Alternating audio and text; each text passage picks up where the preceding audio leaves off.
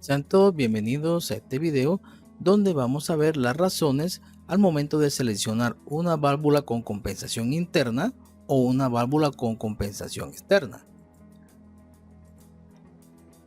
Vamos a comenzar nuestro análisis viendo en este caso las partes de una válvula compensada interna. Vemos aquí que tiene su bulbo sensor, muy bien, su tornillo de regulación, aquí tenemos el conjunto orificio, el vástago de la misma. Aquí viene el refrigerante del condensador y aquí se va hacia el evaporador. Entonces, ¿cómo se hace la regulación del flujo? Tengamos en cuenta que la regulación del flujo está en función, en este caso, de la presión ejercida por el fluido que contiene el bulbo sensor, que hace que el diafragma se desplace hacia abajo y por tanto también el vástago de la misma. Ese movimiento es compensado por la presión del resorte que tenemos aquí, y esa presión de resorte es ajustada por el tornillo de regulación.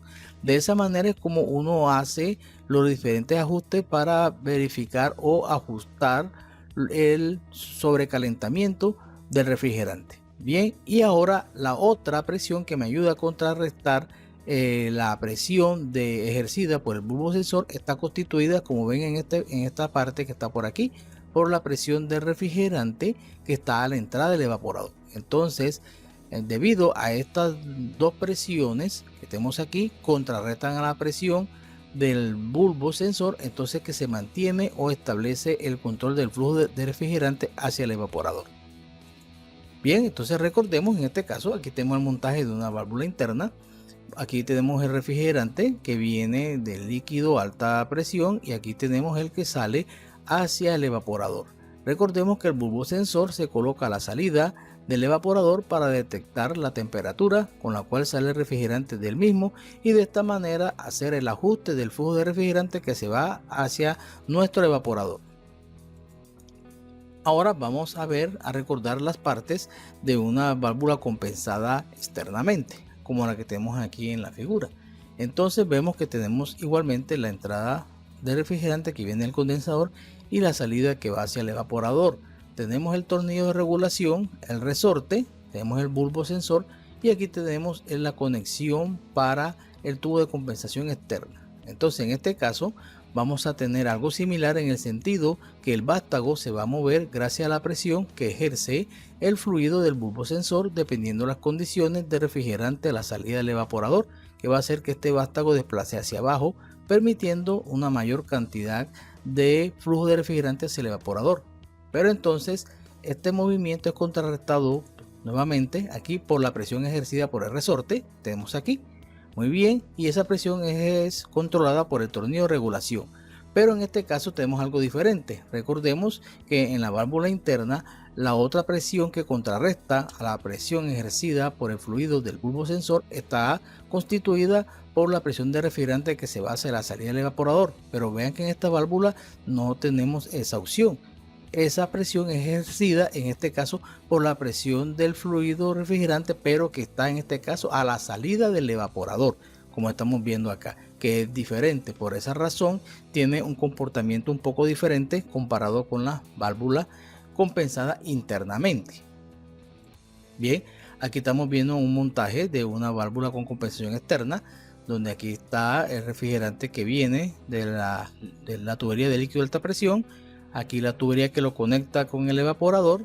Aquí tenemos la conexión del bulbo sensor, pero también tenemos el tubo de compensación, véanlo aquí, que va a llevar la presión del refrigerante a la salida del evaporador hacia la válvula compensada externamente, como estamos viendo acá.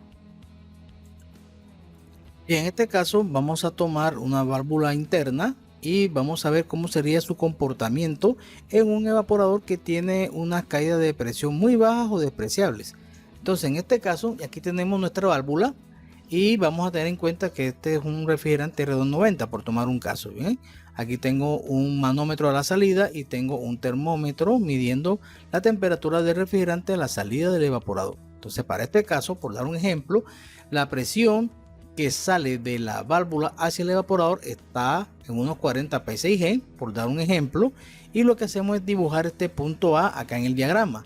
Aquí tenemos mi línea de presión y tengo mi línea de temperatura de evaporación, que para este caso y este refrigerante es de menos 7.3 grados Celsius.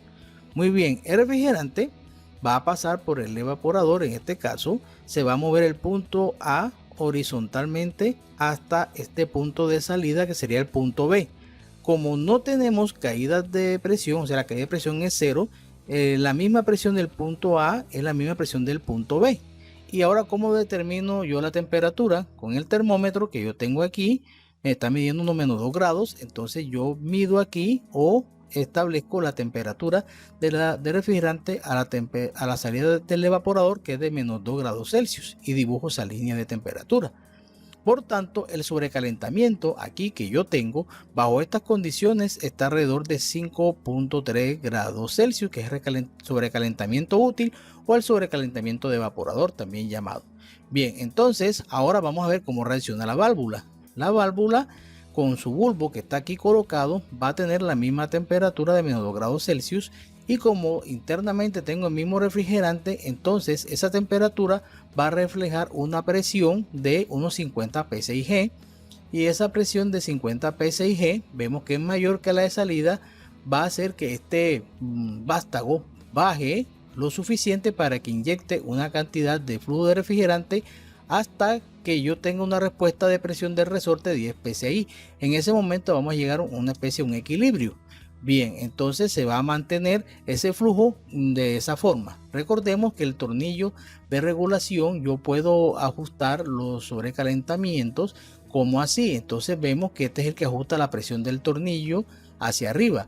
Por tanto, si yo quiero que tengamos más flujo, lo que hago es que desenrosco este tornillo para que el resorte tenga menos presión y así pueda bajar más este vástago. En caso que tenga mucho refrigerante a la salida, entonces hago lo contrario, enrosco el tornillo para que ejerza mayor presión sobre el diafragma y este vástago suba, restringiendo el flujo. Perfecto. Entonces estas válvulas funcionan muy bien para estas condiciones, porque para la válvula yo voy a tener un sobrecalentamiento de evaporador de 5.3 grados Celsius y va a ajustar el flujo para esas condiciones. Ahora vamos a colocar esta misma válvula, pero un evaporador que sí tiene unas caídas de presión apreciables o altas. Entonces en este caso vamos a tener una diferencia en el comportamiento. Entonces para ello vamos a tener en cuenta que vamos a entrar aquí el refrigerante con la misma presión que analizamos anteriormente, unos 40 psi, y vamos a ubicar este punto acá en el diagrama. Vémoslo aquí con una presión de 40 psi y una temperatura de evaporación de menos 7.3 grados Celsius. Pero aquí en la salida ya yo tengo una diferencia. Vean que la presión de salida es menor que la de entrada, en este caso unos 30 psi. Por tanto, ahora ese punto B de salida ya no va a estar en la misma línea de presión de 40, va a estar en otra línea de presión más baja, que en este caso es de unos 30 psi, y por tanto tengo una caída de presión en el evaporador de 10 psi para este ejemplo. Entonces aquí voy a tener otras condiciones diferentes. Vamos a analizar qué es lo que sucede aquí. Ahora voy a tomar mi termómetro y voy a medir la temperatura del refrigerante que tiene a la salida, o sea, la temperatura del punto B, para este caso menos 2 grados Celsius, y por tanto dibujo esa curva de temperatura aquí. Muy bien, ahora vamos a ver qué está pensando o qué está haciendo la válvula. Para la válvula yo voy a tener un sobrecalentamiento útil, en este caso de los mismos 5.3 grados Celsius, porque recordemos que bajo esta temperatura el bulbo me va a ejercer una presión de 50 psi, va a hacer que este vástago baje hasta que el resorte me dé una presión que contrarreste de 10 psi. Recuerden que esta presión que baja es de 50, que es la del bulbo, 10 la de resorte, más 40 la de salida, ya yo tengo el equilibrio. Entonces para esta válvula estoy asumiendo que yo tengo un sobrecalentamiento de 5.3 grados Celsius y estoy enviando el flujo para mantener ese sobrecalentamiento que ella supone que es correcto. ¿Por qué digo supone? Porque vamos a ver qué es lo que realmente está pasando. Recordemos que el punto B ya no está en la línea de presión de 40, sino estoy en la línea de presión de 30 psi. Por tanto, con esta línea de presión ya mi temperatura de evaporación en este caso no es de menos 7.3, es de menos 13.4. Por tanto, mi sobrecalentamiento de evaporador real es de 11.4 grados Celsius. Y vean lo que sucede aquí. Entonces, pero la válvula asume que es de 5.3. Y yo necesito más flujo de refrigerante porque mi sobrecalentamiento real es mucho mayor. pero la válvula no tiene manera de cómo detectar ese sobrecalentamiento real porque le está midiendo la presión del refrigerante a la entrada del evaporador, y yo necesito saber cuál es la salida, porque esta es la que me va a indicar a mí realmente cuál es la temperatura de evaporación que está saliendo por la caída de presión. Entonces en este caso esta válvula no va a reaccionar bien bajo esta condición con este evaporador. Ahora vamos a tener este evaporador con caída de presiones altas o apreciables, pero en este caso vamos a conectar una válvula compensada externa. Aquí vemos la válvula, aquí tenemos el tubo, vean que va a enviar la presión hacia la válvula que está por aquí. Aquí tenemos la salida del refrigerante hacia el evaporador y la salida del refrigerante del evaporador hacia el compresor. Aquí tenemos el bulbo sensor y vamos a analizar las mismas condiciones. Vemos acá que en la entrada de aquí del refrigerante voy a tener unos 40 psi, pero miren que esta presión no está prácticamente, no tengo nada que comunicar con la operación de la válvula, porque en esta válvula ella tiene en cuenta la presión de salida del evaporador, y vamos a ver cómo cambia esta situación. Bien, mientras tanto tenemos aquí una presión de entrada de 40 psi. Dibujamos ese punto A aquí, vemos la línea de presión de 40 y la temperatura de evaporación de menos 7.3 grados Celsius.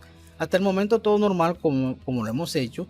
Ahora el asunto está en la salida. En la salida yo tengo una presión de salida de 30 psi, por tanto mi punto de salida B ahora va a estar por aquí abajo en la zona de vapor sobrecalentado, pero con una presión de 30 psi y con una caída de 10 psi.